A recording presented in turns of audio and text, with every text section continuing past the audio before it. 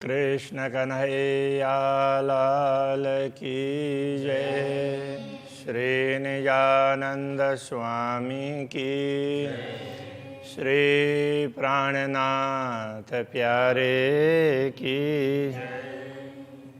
जुदे जुदे रंगों जोत चले, ए जो नंग हाथ मुंदरी, ए तेज लहरें कहीं उठत है, ज्यों ज्यों चलवन करे अंगुरी।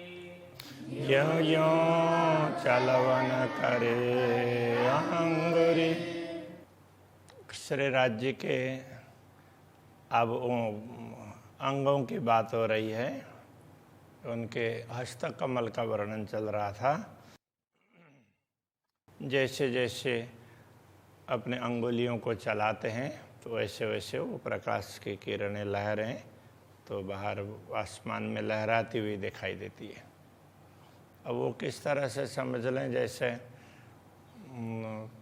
कुछ लाइट होती है ना जो बिल्कुल फोकस करने वाली, ऐसे अलग अलग ऐसे किसी रिंग में ऐसे में कर दें तो 3-4 दिशाओं में, तो उसको ऐसे घुमाएंगे तो अंधेरे के समय पर आकाश में वो ऐसे फोकस नहीं जाएगा, तो पूरा वो नख का नूर चीर चढ़ियो आसमान में, ज्यों हक चलवन करे सव अंगुरी। तो उस प्रकार से क्यों कहूँ ज्योत नखन की, नख की ज्योति की बात क्या करें। ये सबसे आती जो है वो तो अंगुली में, दूसरे भाग से हाथ में सबसे ज़्यादा ज्योति नख से आती है। जानो तेज सागर अवकाश में, सबको निकसे फोरा। मानो आकाश में वो तेज का सागर, तो उसमें से जो प्रकाश निकल रहा है ज्योति, तो उसका सागर लहरा रहा हो ऐसा लगता है। सबको निकसे फोरा, वो दूसरे प्रकाश को पूरे आकाश को चीर करके आगे निकल रहा हो, तो नख का नूर चीर चढ़ियो आसमान में। तो वही बात बता रहे हैं। रंग देखूं के सलू की, अब ये हस्तकमल के रंग को देखें या उनकी सुंदरता को। छवि देखूं के नरम उज्ज्वला, तो उनकी उज्ज्वल छवि को देख लें और उनकी कोमलता को देख लें। जो होए कछुए इश्क, तो इतथे न निकसे दिल। तो यदि अनुरागिनी आत्मा में प्रेम हो तो एक अंग को देखती है तो वहाँ उसको देख करके उसकी कोमलता को देखने लग जाएगी, तो उसके साथ में बातचीत करने लग जाएगी। इसमें सुंदरता कितनी है, तो उसके साथ बातचीत होती है, तो फिर तो वहाँ से इधर उधर हट ही नहीं पाती है। तो ये समझाना चाह रहे हैं। कैसी नरम अंगुलियाँ पतली, देख सलू की तेज। अंगुलियाँ कैसे नरम नरम और बड़ी पतली हैं, देख सलू की तेज, उनका तेज भी और उनकी सुंदरता। आसमान रोशनी पहुँचाए के, मानो सूरज में भरी रेजा रेज। तो ऐसा लगता है कि उनमें से निकलने वाला प्रकाश है ना पूरे आसमान तक पहुँचता है और वहाँ से वो सूर्य के प्रकाश की भांति नीचे आता है और कण कण को प्रकाशित करता है, कण कण में टकराता है, क्योंकि कणों से भी तो प्रकाश निकलता है ना, तो ऐसा दिखाई देता है। जो ज्योत समूह स्वरूप की, सो नयनों में न समाए। तो ऐसे ज्योति पूरे समूह की स्वरूप के समूह का तात्पर्य यहाँ पर श्री श्यामा जी का वर्णन चल रहा है ना, तो उनके अंग प्रत्यंग से निकलने वाला प्रकाश, तो उसका क्या वर्णन करें। सो नयनों में न समाए, आत्मा की दृष्टि में वो समाता नहीं है, वो बहुत ज़्यादा विशेष है। जो रूह नयनों में न समावई, जो आत्मा की दृष्टि में भी नहीं समाता हो, सो जुआ कहियो क्यों जाए, उसको जुआ के द्वारा व्यक्त कैसे कर सकते। यों वस्त्र भूषण अंग चेतन, इस प्रकार वस्त्र आभूषण सारे अंग और उनमें उनके वस्त्र आभूषण ये सारे के सारे चेतन हैं। सब लेत आशिक जवाब।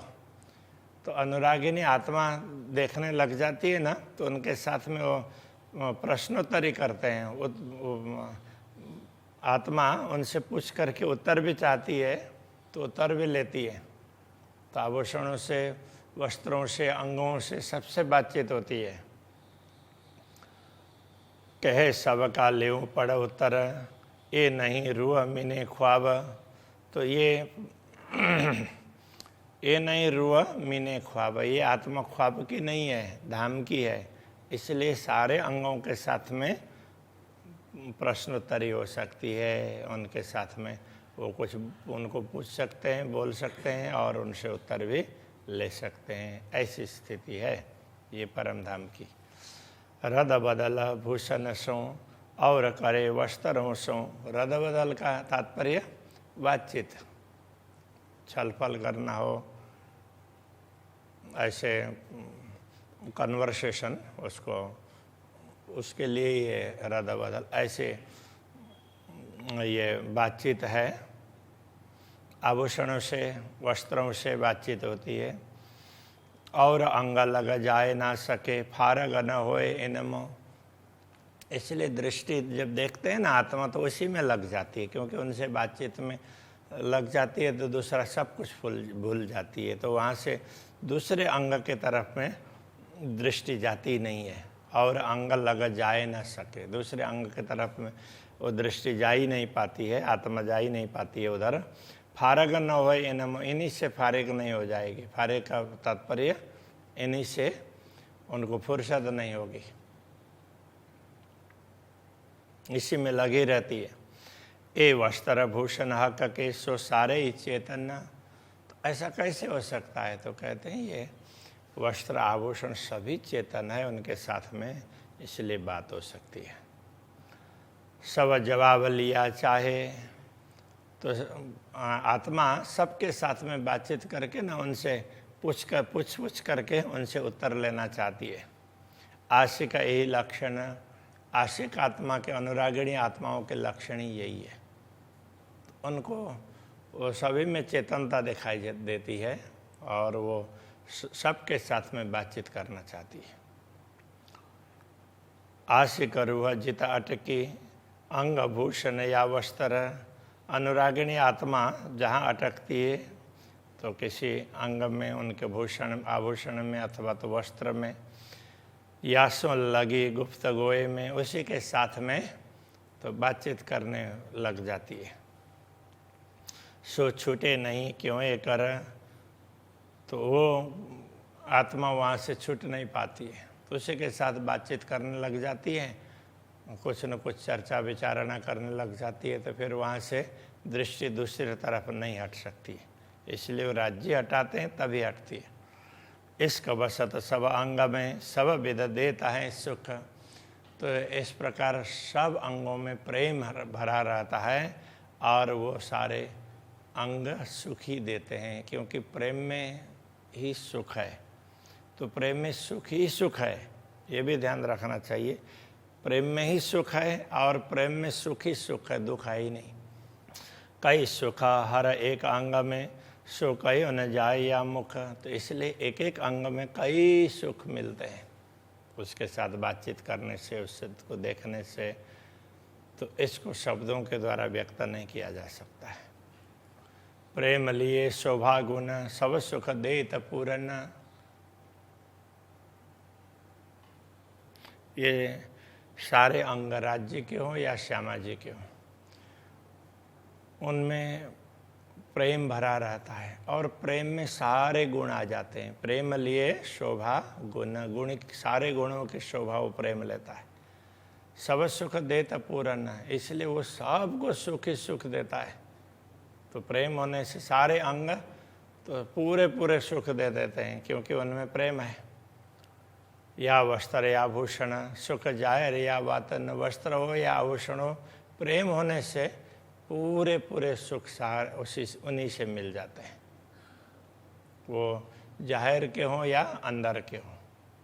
तो बाहर के या अंदर के कोई भी सुख हो, बाह्य सुख या अंदर सुख। दर्शन का सुख बाह्य और बातचीत करते हैं और उससे जो सुख प्राप्त होता है वो अंदर होता है। दर्शन से भी पहले बाह्य दिखाई देगा, फिर तो अंदर तक वो चुभ जाती है। इसलिए बाहर भी और अंदर भी दोनों तरफ ये सुख प्राप्त होता है, तो रोम रोम में सुख मिलता है। सुख इस कहा का जात के तीन से अंग सुख जाए। हाँ, हक जात के, हक जात का तात्पर्य श्री राज्य के अंग। अब श्यामा जी श्री राज्य के अंग हैं और उनके अंग ब्रह्मात्माएं भी अंग हैं, और श्यामा जी के स्वरूप के ये सारे अंग हैं। वो ऐसे देखा जाए तो पूर्ण ब्रह्म परमात्मा के हुए ना। तो इनमें प्रेम ही सुख है, प्रेम से ही सब सुख आता है। तीन से अंग सुखदाय, उनसे सारे अंग, प्रेम भरा हुआ होने से न सारे अंग सुख देने वाले होते हैं। बाहर सुख सब अंग में, तो जैसे सारे अंगों के दर्शन से बाह्य सुख प्राप्त होता है। ये सुख जुआ कहो न जाए, तो उस सुख को ये जिह्वा बता नहीं सकती। वो बाहर हो या अंदर, सारे सुख, सुख ही सुख प्राप्त होता है। देह दर्शन से भी, समझने से भी, ग्रहण करने से भी सब कुछ सुख ही सुख है, तो उसको बता नहीं सकते। अंग वस्त्र या भूषण सब सुख दिया चाहे, इसलिए श्री राज्य श्यामा जी के वस्त्र या आभूषण हो, ब्रह्मात्माओं को सुख ही देना चाहते हैं, क्योंकि उन सब में प्रेम है।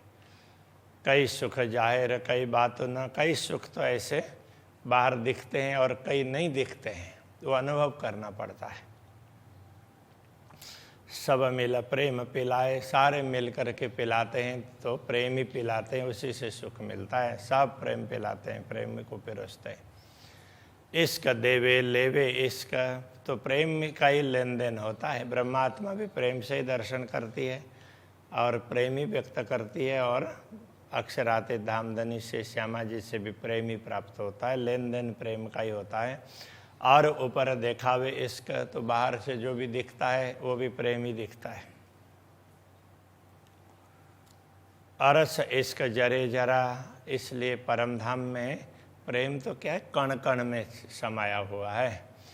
ये जो सूरत इश्क का अंग, जो ये स्वरूप हैं श्री राज्य के अंग के स्वरूप हैं, उनमें इस प्रकार से प्रेम ही प्रेम भरा हुआ है।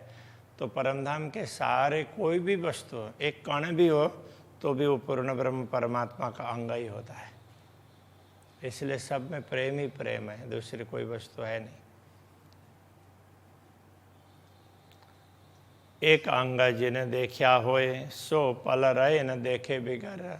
कोई आत्मा श्री श्यामा जी, अभी तो श्यामा जी का वर्णन चल रहा है, तो श्री श्यामा जी के एक अंग को देखती है, तो फिर वो उसको देखे बिना ना रहा ही नहीं जाता, देखती रहती है, देखती रहती है। तो एक टक देखते रहना, वो घूरना और ऐसे देखते रहना फर्क होता है। घूरना तो उसको कुछ न कुछ उसमें स्वार्थ होता है, तो इसलिए वो घूरते हैं। और ये देखते हैं, एक टक देखना, तो वहाँ दूसरा स्वार्थ ना हो, देखते आनंद आ रहा है तो इसलिए देखते जा रहे हैं, तो ये होता है। इसलिए वो आत्मा देखे बिना रह नहीं सकती। हुई बेसकी न स्वरूप की, रुआ अंग न्यारी रहे क्यों कर। इन स्वरूप को देख करके आत्मा को बेसकी, कोई किसी प्रकार के संदेह नहीं होता, निश्चिंत हो जाती है। उनको दर्शन करते ही उसको एक प्रकार से शांति मिल जाती है। तो रुआ अंग न्यारी रहे क्यों कर, तो आत्मा इन अंगों से अलग कैसे हो सकती है। सब अंग दिल में आवते, सारे अंग हृदय में आकर उतरते हैं। बेशक आवत सूरत, और तो उनका स्वरूप पूरा पूरा स्वरूप भी और अंग अंग भी दिल में उतर आते हैं। हाय हाय रुआ रहता इत क्यों कर, आए बेशक ये निश्वत। ऐसा संबंध ये अपने ये तो सारा हमारे साथ में संबंध है ना, तो वो हमारे दिल में उतर आए, तो फिर तो ये शरीर अभी तक कैसे टेका है। कहने का तात्पर्य आत्मा इस शरीर में कैसे रह रही है, उसको तो शरीर को छोड़ करके तो इन स्वरूप के उसमें चला जाना चाहिए, ऐसा कहना चाह रहे हैं। चारों जोड़े चरण के ये जो अरसभूषण, अब चरणों की बात कर रहे हैं। परमधाम के ये आभूषण हैं चरण के, तो ये 4 जोड़े हैं। तो एक पैर में 4 और दूसरे पैर में 4, तो ये श्यामा जी के, इसलिए वो चारों जोड़े ऐसा कर देते हैं। ये लिए हृदय में, इन सब को हृदय में लेकर के आवत स्वरूप पूर्ण, उन सब को हृदय में लेते हैं तो पूरा पूरा स्वरूप आता है। ये चरणों को जब हृदय में धारण करते हैं तो हमारे पास में चरण आ गए तो सब कुछ आ गया ना, इसलिए वो चरण की बात करते हैं। सतगुरु चरण को क्षेत्र है, ये भी इसीलिए कहा कि चरण आ गए तो सब आ गया। तो सतगुरु के चरण को हमने अपना लिया तो सतगुरु को हमने अपना लिया। ऐसे पूर्ण ब्रह्म परमात्मा के चरण, ऐसे ही पूर्ण ब्रह्म परमात्मा के चरण श्री श्यामा जी के चरण हमारे हृदय में आ गए तो उनका पूरा पूरा स्वरूप आ गया। तो चरण का ये महत्व है। ए शोभावत इन चरण को ए भूषण सब चेतन, तो ये ऐसे दिव्य चरण को सुशोभित करने वाले ये आभूषण है, ये भी चेतन है। अनेक गुण या के जाहिर, उनके अनेक गुण हैं, वो प्रत्यक्ष रूप में दिखते हैं। और अलेखे बातन, और अनेक गुण हैं वो दिखते नहीं हैं, अनुभव करना पड़ता है। नंग नरम जो तातंत, तो उनमें जो जितने भी रत्न हैं वो सारे बड़े कोमल हैं और तेज वाले हैं।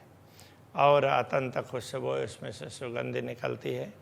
ए भूषण चरणों शोभित, बानी चित चाई बोलत सोए, ये आभूषण चरणों में सुशोभित हैं। और जैसे मीठी वाणी, जैसे मीठी वाणी हम चाहते हैं ना, इस प्रकार के मधुर वाणी बोलते हैं।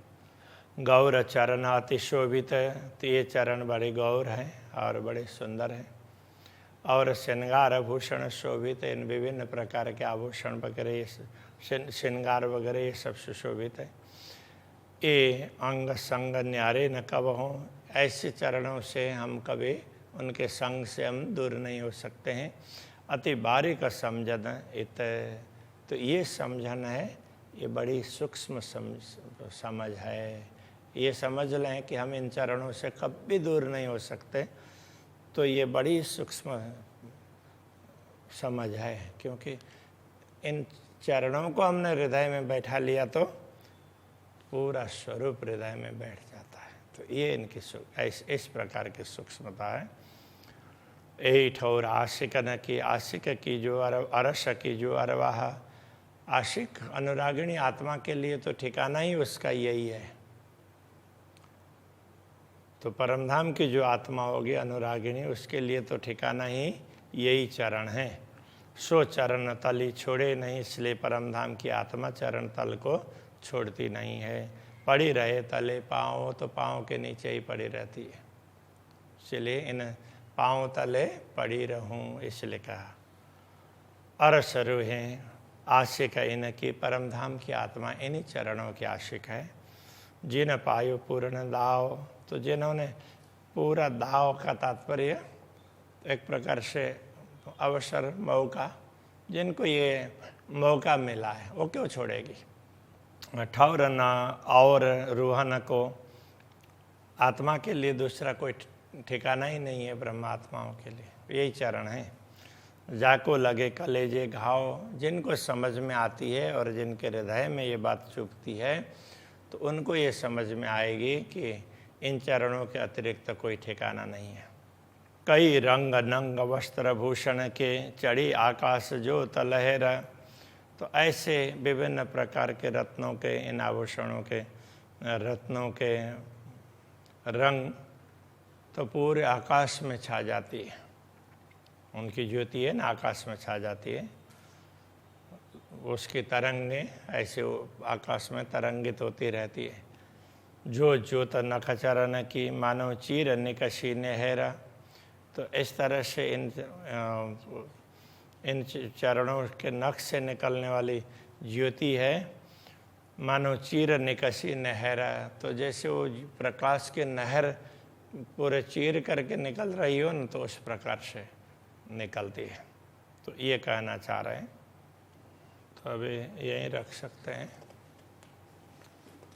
तो कल के लिए श्री कृष्ण कन्हैया लाल की जय।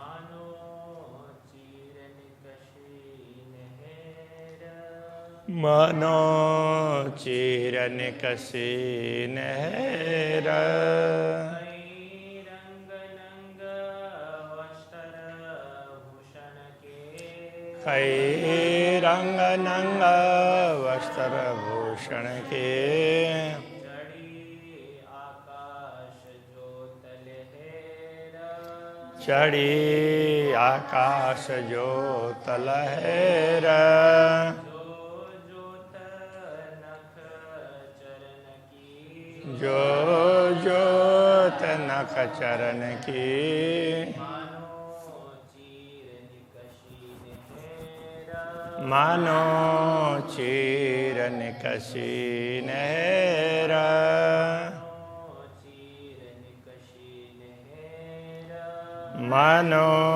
चीर निकसी नहर।